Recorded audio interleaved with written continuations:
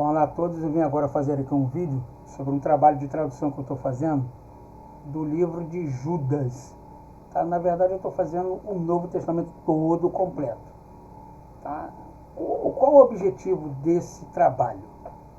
É um interlinear diferente desse outro interlinear que você já viu aí, onde você tem um texto grego em cima e a tradução literal de cada palavra aí embaixo. A minha é diferente. A minha eu trago várias outras informações, ao qual, durante os vídeos correspondentes ao qual eu vou gravando, você vai entendendo o porquê que esse Novo Testamento é diferente de todo um outro que você já viu. Porque ele contém muito mais informações do que essas outras que você tem. Você vai ter um dicionário bíblico, você vai ter uma concordância bíblica, você vai ter um texto grego, você vai ter a tradução literal dele, você vai ter a gramática do grego bíblico dentro de um mesmo volume. Então aqui eu comecei pelo livro de Judas, tá? E vou fazer um apanhado geral sobre ele, um vídeo sobre ele para você entender como vai funcionar esse meu trabalho, tá? E depois dos vídeos posteriores nós vamos fazendo então as gravações dos versos aos quais nós vamos começar a ler e entender como certas palavras ali foram mal interpretadas, tá? Então o nome do meu livro é esse aqui, ó, Novo Testamento Exaustivo, grego-português, edição acadêmica. Por que exaustivo? Exaustivo porque ele tem muitas informações. Grego-português porque ele é grego, tradução grego, para o português e uma edição acadêmica, porque na verdade ele é uma edição para acadêmicos. Mas você não sabe ler grego, eu nunca entrei na aula de grego, não tem problema nenhum, tá? Não tem problema nenhum. Você vai conseguir ler todo o texto ali, tranquilo e calmo, sem problema nenhum. Esse livro foi feito para você e você vai entender o porquê que ele foi feito, tanto para leigos quanto para acadêmicos também, ok? Então ele começa assim. A Epístola de Judas, geralmente referida apenas como Judas, é o 26º e penúltimo livro do Novo Testamento da Bíblia. Dentre os livros que compõem a Bíblia, há aqueles que são populares como os Salmos e os Evangelhos, ou que despertam mais a curiosidade dos leitores como o livro do Apocalipse, mas também há aqueles livros que são relegados ou quase esquecidos, dentre os quais podemos incluir a pequena Epístola de Judas, com seus poucos 25 versículos. Pelo fato de ter sido colocado no final das chamadas cartas gerais ou universais, cujos autores são mais conhecidos, Tiago, Pedro e João, e por ser o penúltimo livro da Bíblia, bem próximo com o do Apocalipse, o breve escrito de Judas acaba passando despercebido dos leitores bíblicos. Todavia, seu conteúdo é bastante significativo e, pelo simples fato de estar no cânon bíblico, merece toda a nossa atenção. Ela deve ser estudada da mesma forma e com o mesmo entusiasmo com que estudamos todos os demais livros, pois esta pequena e singela carta foi tão inspirada pelo Espírito Santo, deixa eu só me posicionar aqui, como foram todas as demais que compõem o Segundo Testamento. Por sua brevidade, esta epístola poderia facilmente ter sido extraviada durante os primeiros séculos da era cristã. Todavia, o Espírito Santo a preservou. Ela foi incluída dentre as cartas universais nas listas mais primitivas das escrituras do Novo Testamento, provavelmente no século II, ainda que nenhum dos pais eclesiásticos a cita nem sequer menciona antes de Clemente de Alexandria. Certamente ela circulou amplamente nas comunidades cristãs e, apesar das restrições por parte de alguns líderes cristãos, foi aceita como a palavra de Deus. Mesmo não tendo uma autoria apocalíptica, o fato é que a Igreja lhe concedeu uma posição entre as literaturas canônicas. No Concílio de Cartago, em 397, ela foi oficialmente reconhecida como parte integrante da Bíblia cristã. A epístola escrita por Judas não foi dirigida a uma igreja ou pessoa em particular, mas às comunidades judaicos cristãs que estavam dispersas por essa razão. Ela foi colocada no final deste grupo de correspondências identificadas como sendo geral ou universal. Orígenes, um dos pais da igreja, comentando sobre essa epístola de Judas, declara: e Judas escreveu uma epístola extremamente pequena, porém cheia de palavras poderosas e graça celestial. Dessa forma, quero convidar você para juntos explorarmos essa pequena joia da graça divina que está incrustada no cânon neotestamentário. O autor e destinatário. A autoria da epístola é do discípulo Judas, irmão de Tiago, e não do apóstolo Judas. Já os destinatários da epístola poderiam ser judeus convertidos ao cristianismo espalhado pela Ásia Menor. Embora a epístola não dê informações cabais para o público específico de Judas que tivesse a dirigir. Seu conteúdo apenas indica que os destinatários seriam pessoas conhecedoras do Antigo Testamento e das tradições judaicas, não havendo referências expressas aos gentios. O escritor se identifica como sendo escravo de Jesus Cristo, irmão de Tiago, deixando-se de identificar como sendo meio-irmão do Senhor. Tá? Aí tem aqui os textos aqui para você conferir. Ao usar o nome composto Jesus Cristo, ele deseja enfatizar a sua relação espiritual com o Senhor e não sua relação física. Da mesma maneira, a carta do apóstolo São Paulo ao Tiago, capítulo 1, verso 1. Ele se apresenta como sendo um servo de Jesus Cristo.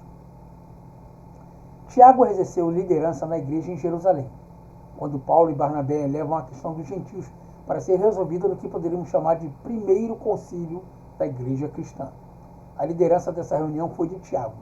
Mas sobre Judas não temos qualquer outra informação sobre algum trabalho específico desenvolvido por ele, ainda que pelo fato de enviar uma carta circular e o tom exortativo de sua mensagem nos leve a pensar com muita propriedade que tinha liderança e influência junto a essas comunidades judaicos cristãos a quem se dirige.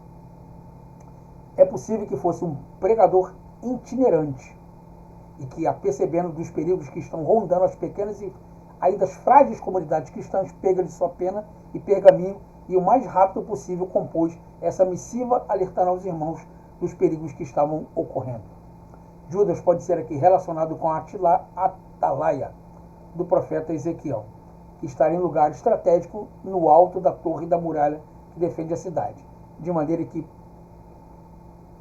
pode avistar os movimentos dos inimigos e que se aproximam e então toca as trombetas de alerta de maneira que os demais se posicionem para a guerra.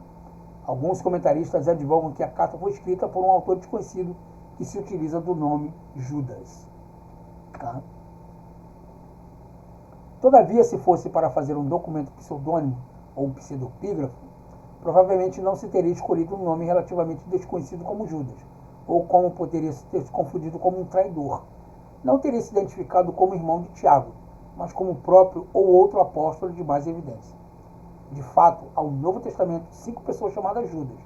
Judas Iscariote, que certamente pode ser destacado como Judas de Damasco.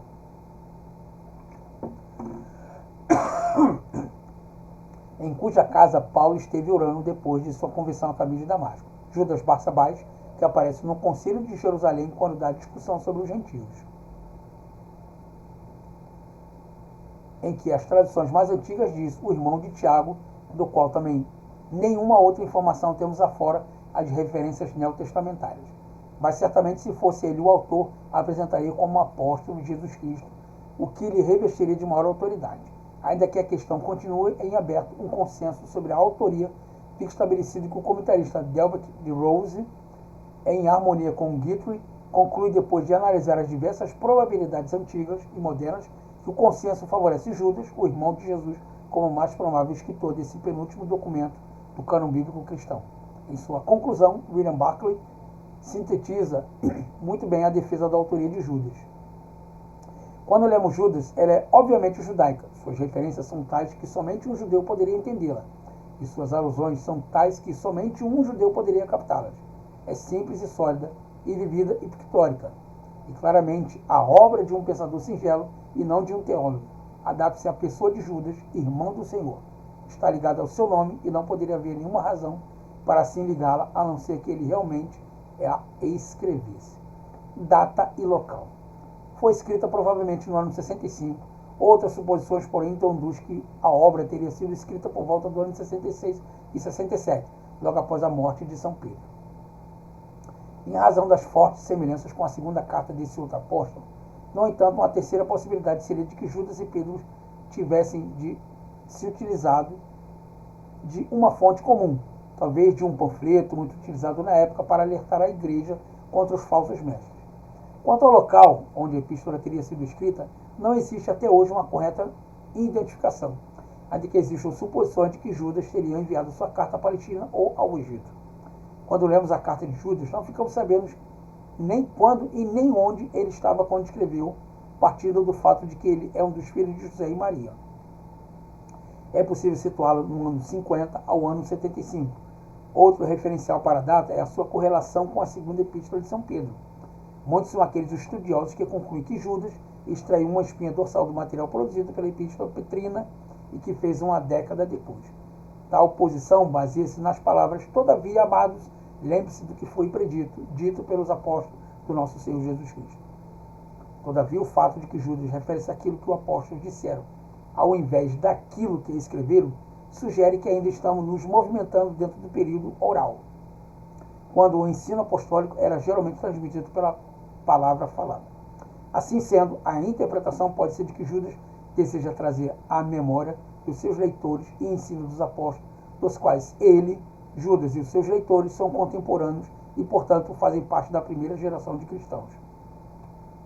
O apóstolo São Pedro usa a mesma forma ao lembrar aos contemporâneos de si e dos outros apóstolos, na segunda carta do apóstolo São Pedro. Deixa eu só passar esse camarada aqui para cá, tá? E diminuir ele aqui para ficar melhor. Lembrando que os apóstolos haviam ensinado. Por sua vez, outros estudiosos sustentam que a segunda carta de Pedro foi baseada na correspondência de Judas. Para isso, eles colocam as passagens paralelas e concluem a favor de uma sequência de epístolas de Judas.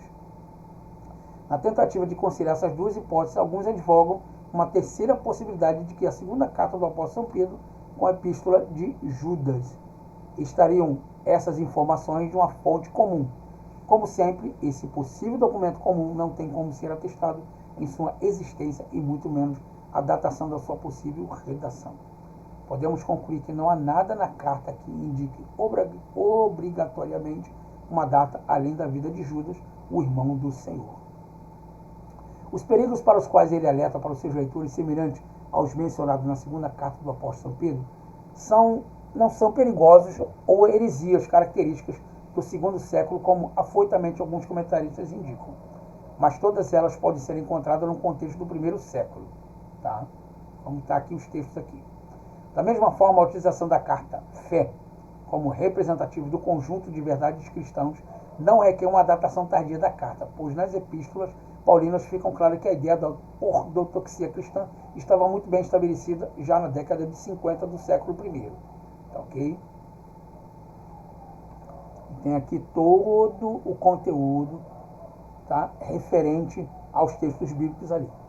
Externamente, a carta de Judas é citada nos escritos de Antenágoras, Policarpo e Barnabé, todas produzidas no início do século II, de maneira que dificilmente Judas poderia ter sido composto depois do fim do século. Quanto à datação de Judas, os mais conservadores optam por uma data entre o ano 50 e 68 e os mais liberais entre o ano 70 e 90, conforme a tabela seguir abaixo.